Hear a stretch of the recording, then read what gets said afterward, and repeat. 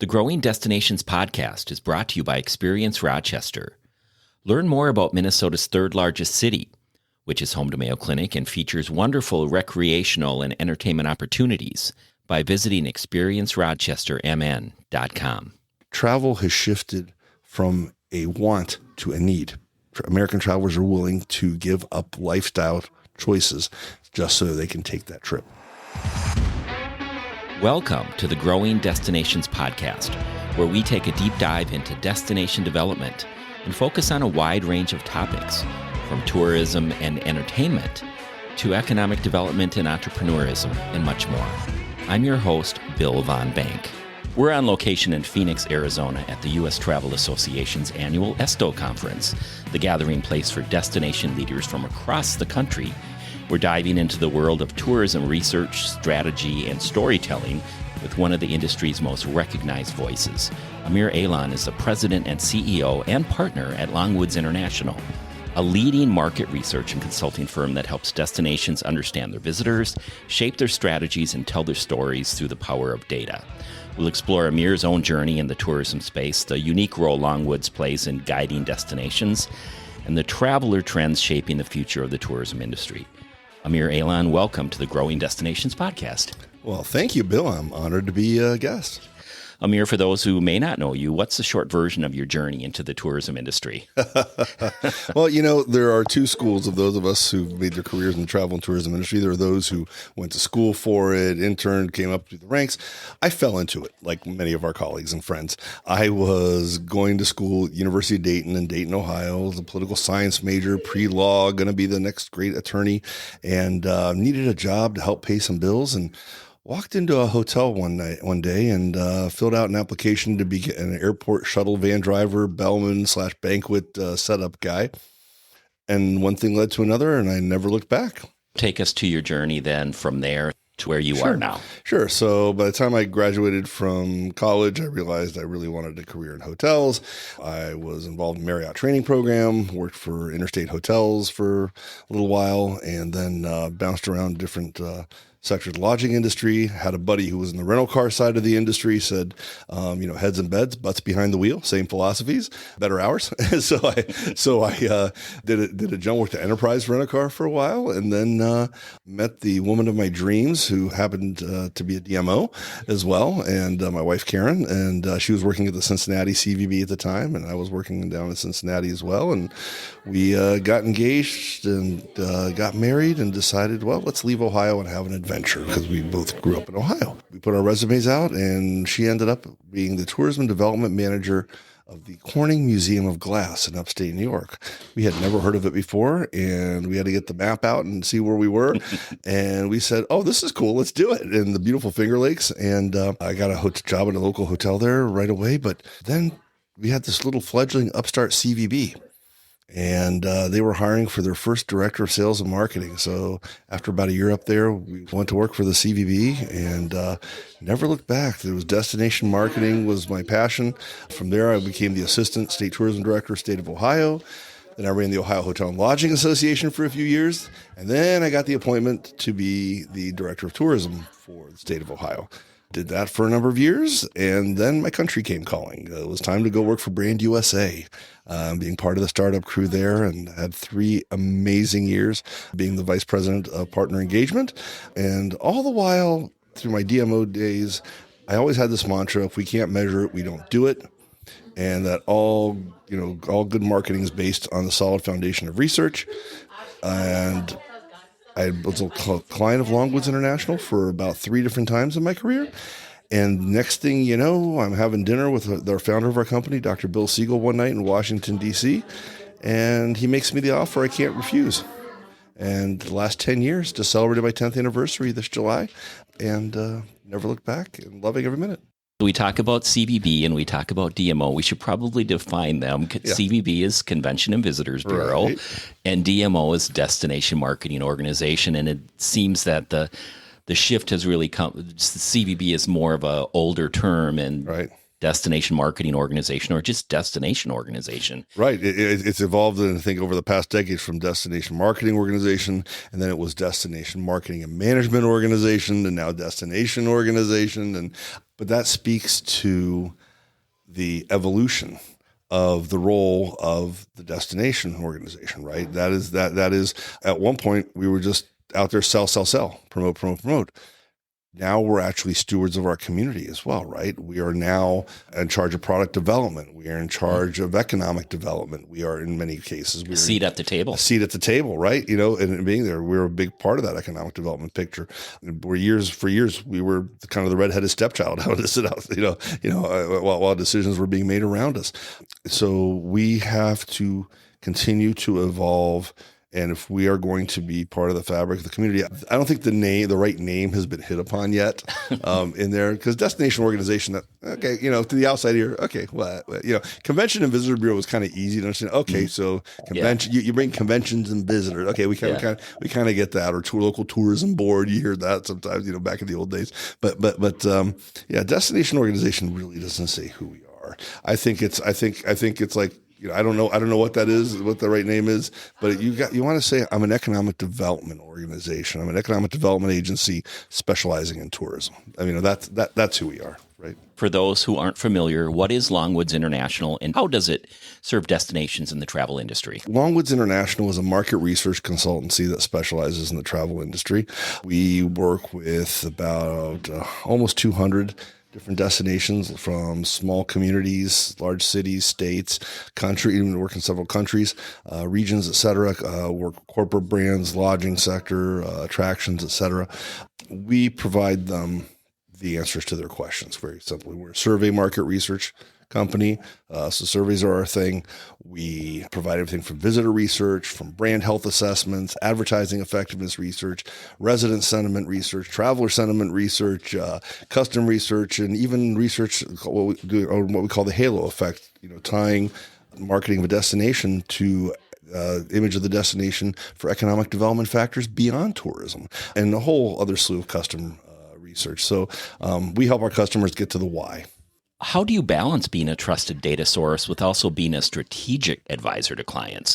You get the data, but then you have to help them use the data. Well, that's the key, right? There's a lot of consultancies out there, and there's a lot of great research houses doing a lot of good work out there. But it's really, when it comes down to it, it's more than just handing somebody a spreadsheet full of numbers or a booklet full of charts and graphs, right? Or a big PowerPoint presentation. It is really about the so what. I'm actually giving a presentation here this week about which I'm calling out the so what. It's about the actionable insights. Data tells you a lot of things and can give you a lot of options and where to go. But you have to have that experience. You have to have the intuition. You have to have the ability to triangulate the data in front of you with other sources and be able to guide your clients or your partners or your stakeholders to the conclusion of what's going to be best for your goals. Could you share a real-world example where Longwoods research directly helped a destination shift its strategy with measurable results? The reality is, with many of our clients that hire us to do their brand health assessments, especially when they rebrand. I'll use an old example since none of the players are involved anymore. A few years ago, the state of Louisiana was going through, was going to undergo a rebranding process.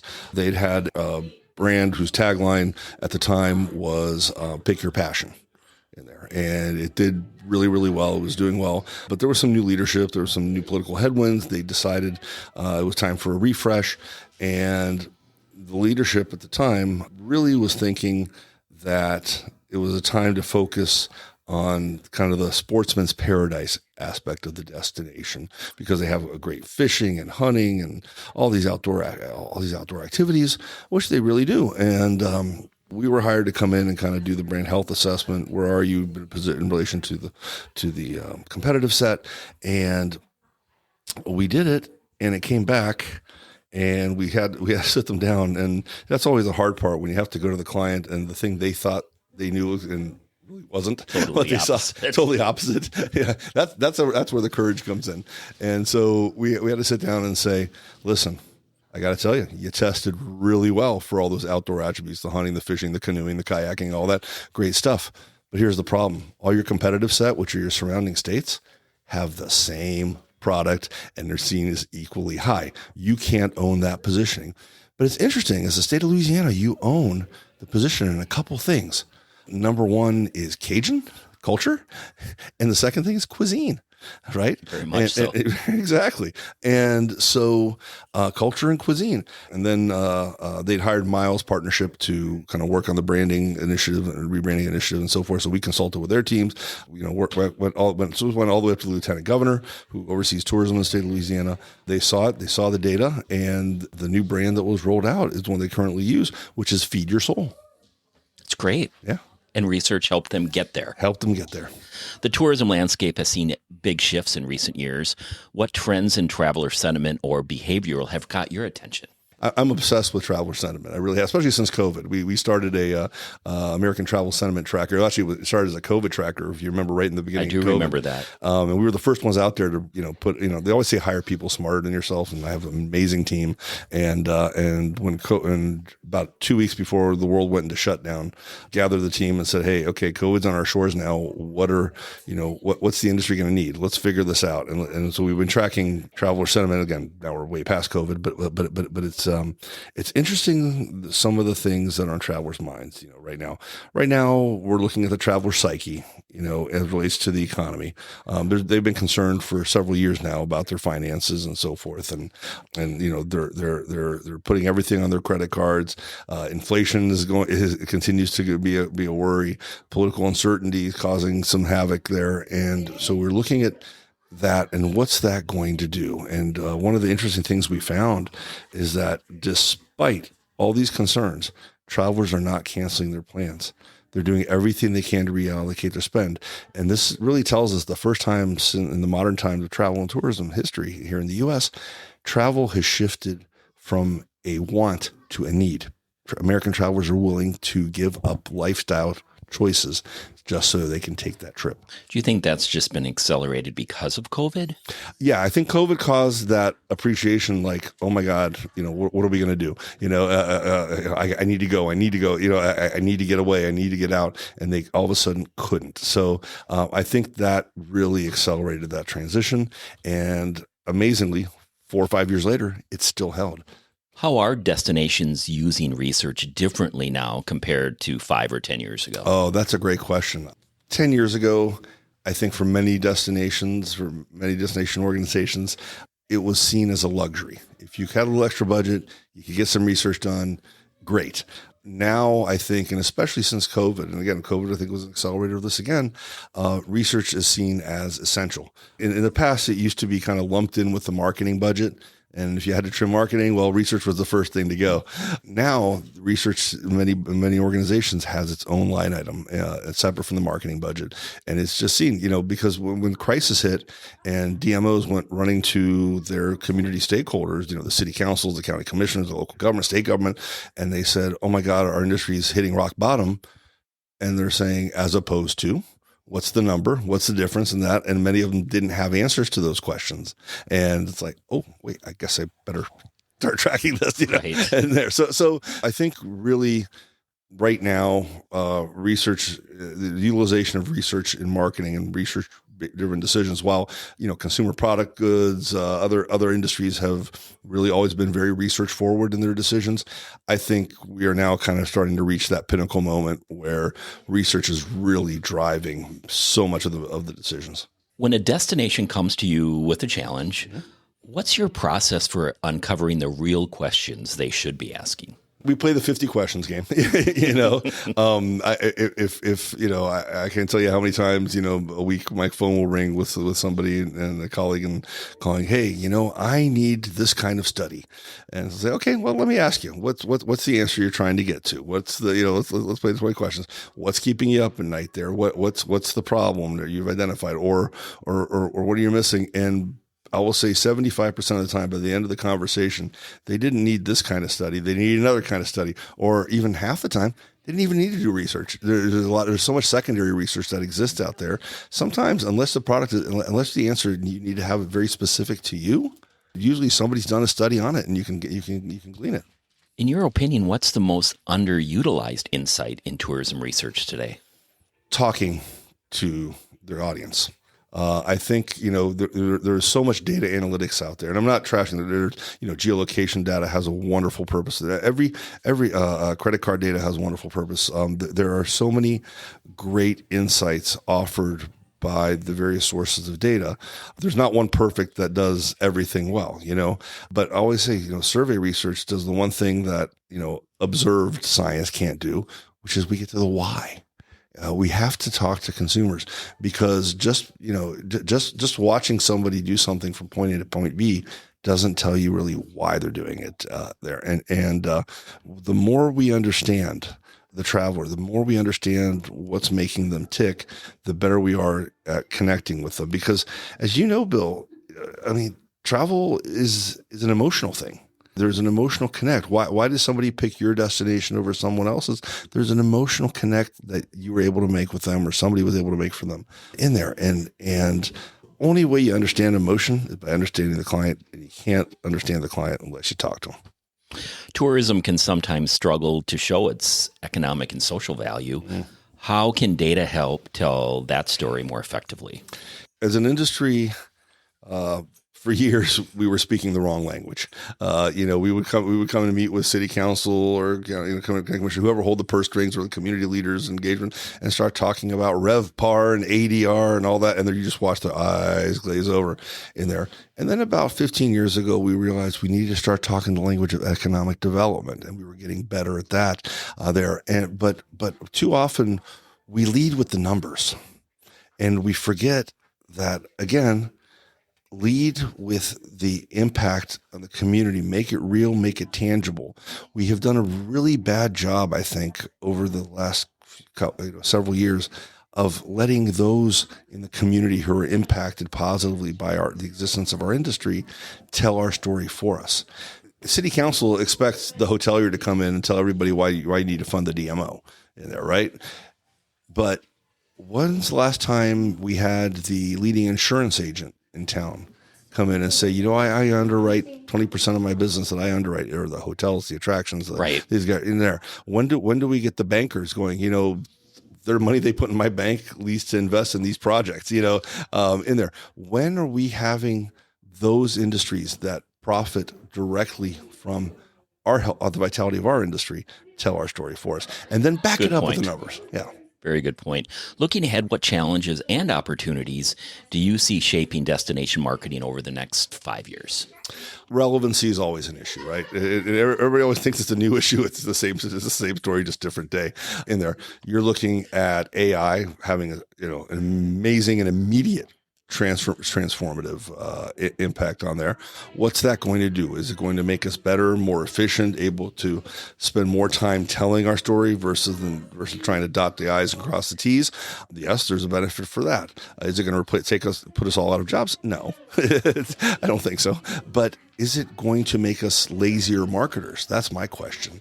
In there, are we going to become so reliant on it that our critical thinking dulls? And that's going to be a challenge for us in destination marketing. I think also as public dollars become more scarce, and you see the mindset. What's happening in Washington is trickling down to individual states now, right? And will trickle down to individual cities and communities and counties. So we really need to make sure that we evolve our funding sources there, because the competition for scarce resource, that's why things like tourism improvement districts and other new innovative solutions at funding our efforts are going to be critical, because doing things the same way isn't going to do that. And the last thing I think that's going to be really important is we have to continue to double down on our community engagement. We have to, every destination organization right now needs to make sure there's somebody whose job is every day, every week, every night to be at the school board meetings, the county commission meetings, the zoning board commission meetings, wherever our neighbors gather. We need to make sure somebody is there saying, yeah, we're helping you with that. We can help that. We're part of the solution.